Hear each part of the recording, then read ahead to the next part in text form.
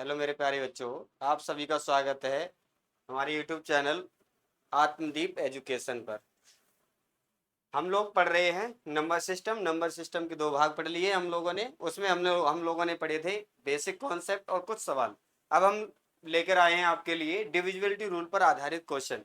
ये जो वीडियो है आपकी SSC, CGL, CHSL, railway, police, state exam के लिए बेनिफिट होगा आपके लिए। इसमें आपको इसके सवाल हैं आपके लिए, ठीक है। कोई आप किसी भी एग्जाम की तैयारी कर रहे हैं, आपको बेस्ट सॉल्यूशन मिलेगा, जो बेस्ट हो सकता है, जितना शॉर्ट ट्रिक से आपको हो सकता है वो बेस्ट सॉल्यूशन मिलेगा। सवाल है आपके सामने, एक्स के किस मान के लिए 7 अंकी संख्या 72 से विभाज्य है। ठीक है, एक्स के ये 7 अंकी संख्या है, ये किस मान के लिए विभाज्य है? 72 से विभाज्य होने का अर्थ होता है 9 गुणा 8, यानी कि वो 9 से और 8 से विभाज्य। किससे? 9 और 8 से विभाज्य। 9 से विभाज्य होने का अर्थ ये है कि ये डिजिट सम, 9 का नियम क्या होता है? अंकों का योग 9 से डिवाइड हो जाए तो ये संख्या 9 से डिवाइड हो जाती है। 5 5 10, एक बचा, 6 और 7 और 2 9 खत्म। 6 और 5 11 में कितने जोड़ दें? एक्स का मान 9 से डिवाइड हो जाए, 11 में 7 जोड़ दो 18 हो जाएगा, डिवाइड हो जाता है। तो सी का मान कितना आ जाएगा? ओ, एक्स की वैल्यू कितनी हो जाएगी? 7। एक्स की वैल्यू बेटा कितनी हो जाएगी? 7। इस तरीके से हम कर सकते हैं। अगला सवाल आपके सामने है, यदि 11 अंकों की संख्या ये 72 से विभाज्य है तो इतने की वैल्यू बताइए। इसमें आपको रूट पूछ रहा है, ये रूट पूछ रहा है, स्क्वायर रूट पूछ रहा है, ठीक है। का मान क्या है? आप कर सकते हैं इस सवाल को। ये सिंपल सवाल है, यानी कि 72 से विभाज्य होने का अर्थ मैंने क्या बताया था आपको? 72 से विभाज्य होने का अर्थ ये वैल्यू 9 और 8 दोनों से विभाज्य। कितने से? 9 और 8 दोनों से विभाज्य है। 9 8 दोनों से विभाज्य। ये वैल्यू किससे विभाज्य? 9 और 8 दोनों से विभाज्य। तो 9 और 8 विभाज्य कहने का मतलब लास्ट के 3 डिजिट 8 से डिवाइड है, तो 8 थे 64, 3 बचा।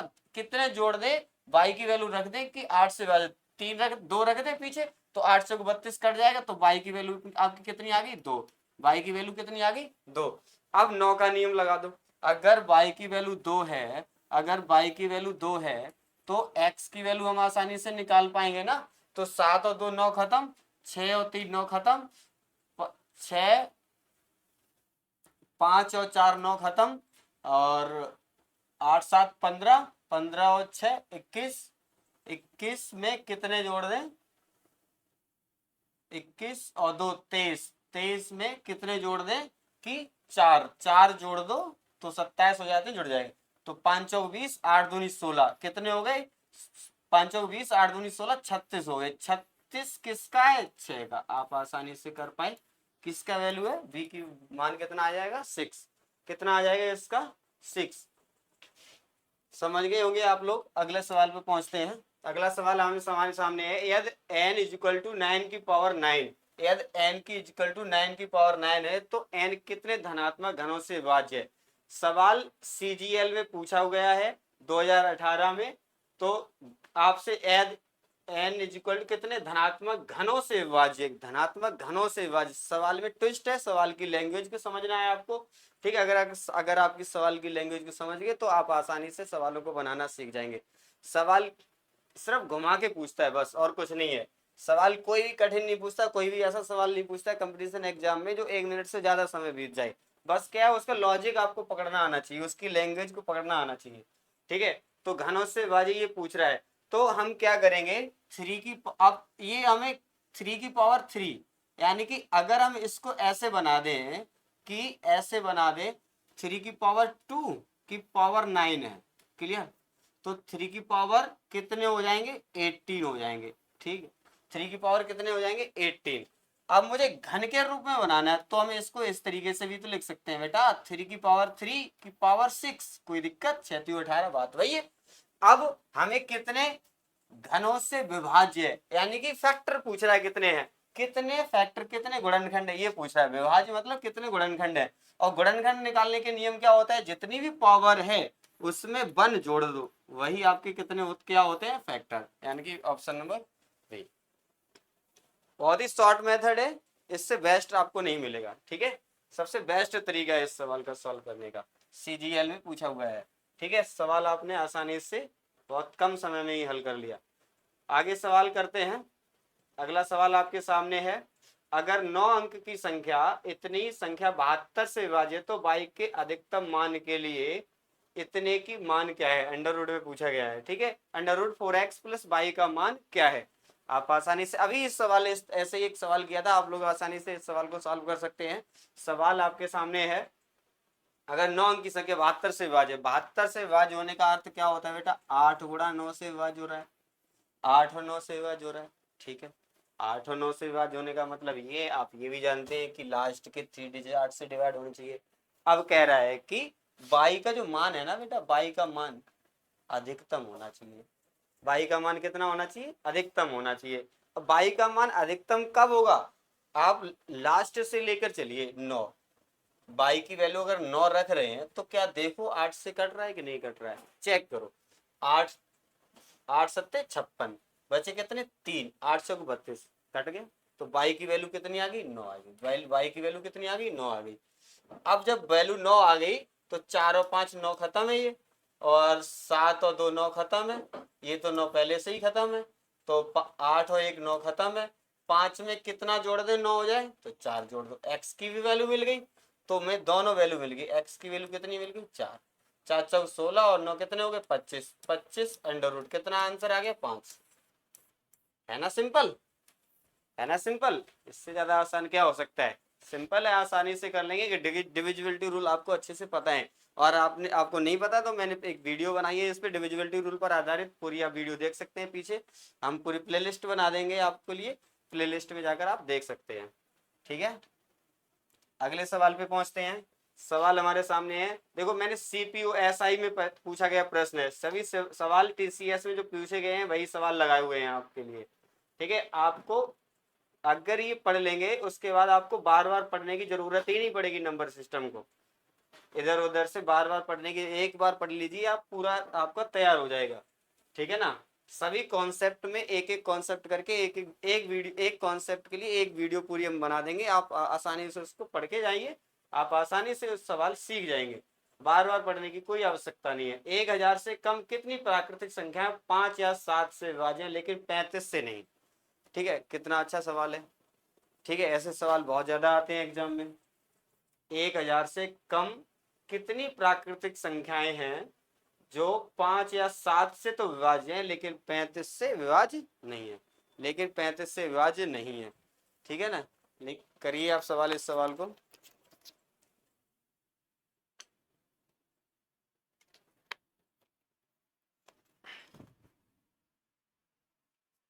एक हजार से कम कितनी प्राकृतिक संख्या है जो 5 या 7 से विभाज्य है लेकिन 35 से नहीं है।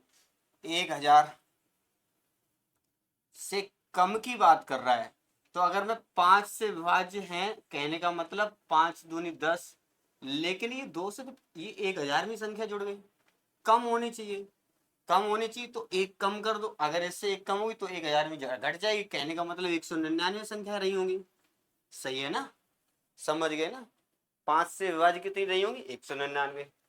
अब 1000 में किसका भाग लगाना है 7 का, तो 7 एकम 7, बचे कितने 3, कितने हो गए 30, 7 चौको 28, बचे कितने 2, और 7 7 पंजे 35, 7 सत्ते 49, कितने हो गए 2 बचे, 7 दूनी 14, 142, कितनी हो गई 142। अब कितने 35 से, तो 1000 में कितने का भाग लगाओगे आप 35, 35 दूनी 70, 3 बार तो जाएगा नहीं, बचे कितने 30, कितने हो गए 300, लगभग 8 बार जाएगा, कितने हो गए 28। लेकिन ये 35 जो है इसमें दोनों शामिल है 5 और 7, तो दुगनी संख्या होगी, कितनी होगी 28 दूनी 56, कितनी संख्या होगी 56, इन तीनों को जोड़ लो, कितनी संख्या बनी 285, कितनी बनी आप जोड़ के देख लेना 285 है। सवाल का आंसर आ गया ए नंबर सही है, कौन सा है ए नंबर। 7 से विभाज्य लेकिन 35 से नहीं, यानी कि 56 ऐसी संख्याएं हैं जो, सॉरी ये घट जाएंगी, ठीक है, ये जुड़ जाएंगी और इसमें से ये घटा देंगे तो हमें क्या मिल जाएंगी 285। ठीक है, कितनी संख्या मिल जाएंगी 250, क्योंकि 35 से विभाज्य नहीं है तो ये संख्या मुझे क्या करनी पड़ेगी घटानी पड़ेंगी, 56 संख्या घटा देंगे तो हमारे आंसर कितना आ जाएगा 285। ठीक है, अगले सवाल पे पहुंचते हैं। अगला सवाल हमारे सामने है वो है छोटी से छोटी संख्या वह छोटी से छोटी संख्या बताइए, 5 अंकों की संख्या बताइए जो 91 से विभाज्य है, जो 91 से विभाज्य है। डिविजिबिलिटी रूल पता हो ना, ये सवाल आप धज्जियां उड़ा दोगे, खुद ही सवाल इन सवालों को सॉल्व कर दोगे।